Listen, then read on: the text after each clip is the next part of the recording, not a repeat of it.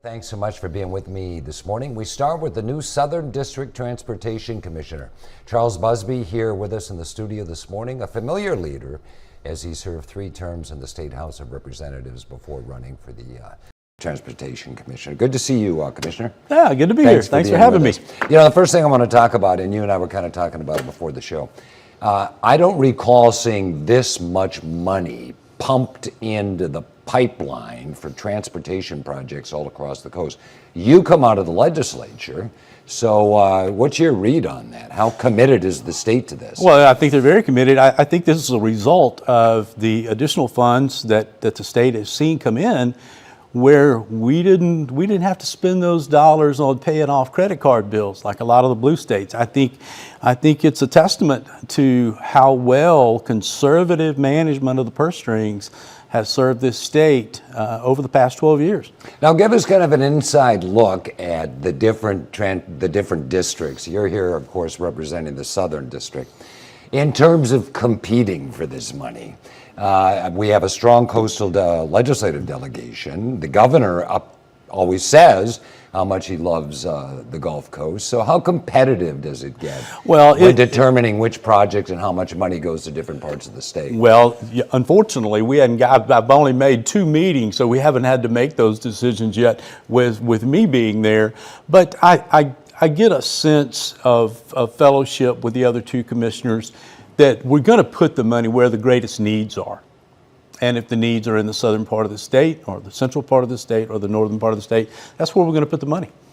So they don't look at it as we're going to be even with everybody. They really do look at priority. Absolutely. And you look at priorities, but obviously there's got to be some evening out of that across the state.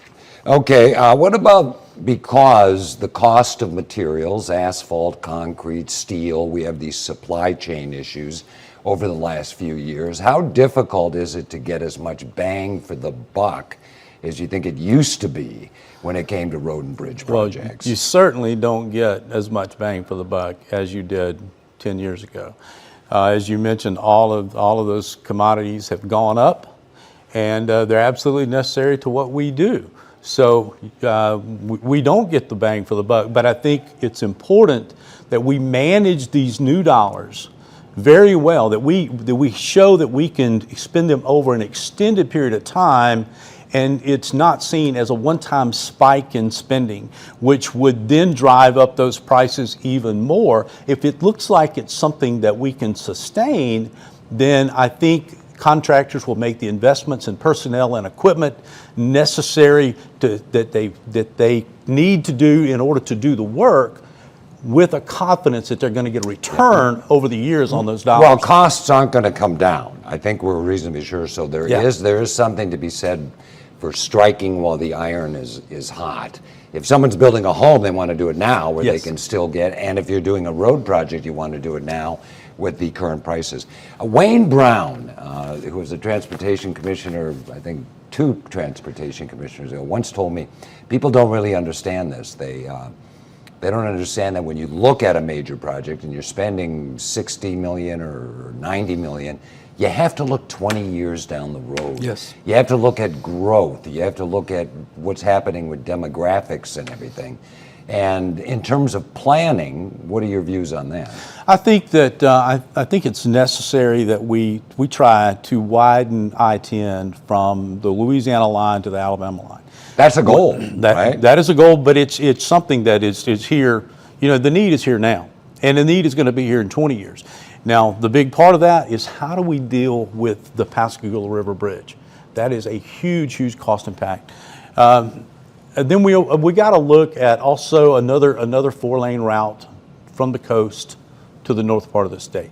I think everyone's always talked about Highway 15, the route that we might take, and maybe so. Maybe what's going on with Highway 57 right now gets the first segment of that, and we take 57 up to 98, jump on 98 that's already 4-lane, and take it to 15. Maybe we help solve some of the problems that are going on 16th Avenue, which is Highway 15 in Laurel right now, by putting that segment of the road. This is for trucking and also for hurricane evacuation? Yes. I mean, that serves a couple of purposes? Yes, sir. Okay. Well, you talked about the ultimate goal of putting extra lanes on the interstate from state line to state line, but this one county farm road to Diamond Head is real. It's happening now. And how important is just that stretch? Well, all of that's so expensive, so it's and we'll have to break it down into segments. We just have to. And so getting that segment done is important. Getting that segment done from Highway 57 to the Pascagoula River Bridge is very important. Getting that segment done from the Pascagoula River Bridge onto Alabama is important. Another thing, talking about our state lines a little bit, are our welcome centers. Our welcome centers are what the impression that people get as they enter our state, and the one on the east side of the state coming in from Alabama is just atrocious. It's horrible. Relative to the other ones, I agree. But the others need some fixing up too. But the kind of outdated. Very outdated. It's in horrible condition. And one of the things I'm looking for is to build a new one there. Okay. Diamond Head, another area, because again, you look at areas of high growth, you anticipate what's going to be happening. There's this major interchange they're talking about at the Diamond Head exit. Right. I drive there a lot to play golf, I'll be honest. And I can see how that is a need. I can see how that whole interchange there needs to be worked on. Yeah, it's a somewhat complicated interchange, and if we get it completed and everybody gets used to it, I think it's really going to relieve traffic flow. It's going to ease traffic flow in the area. That's the idea. Let's keep our fingers crossed it works. Highway 49, I think there's about $60 million put aside, if I have that number correctly, to 6-lane from O'Neill to about School Road there. But then people always complain about the inconvenience. When they start doing that project, because traffic already is a bottleneck up there. Well, I think there will be some lane closures on that project, and we will have to have some short-term pain in order to get the long-term gain. But I mean, that's the nature of the beast. I mean, it's just what we got to do in order to protect our workers. Now, on the widening project that we've got on I-10, we don't anticipate any lane closures on that. We're going to be able to put those new lanes in the median. We'll have some concrete barriers that will protect our workers, and maybe have some narrowing of the lanes, but both lanes will remain And open. one last project, because we're out of time. This is a big one too. Highway 90 in Ocean Springs, I think going from Ocean Springs to about Dolphin Drive and Gaucher. That's a big one too. That's a big one too, very much needed. A lot of congestion in that area, and that's much needed to relieve that congestion. All righty, Charles Busby, the new Southern District Transportation Commissioner from MDOT. Thanks so much for being with us, Commissioner. Thanks for having me. I hope to having me. have you on again pretty soon.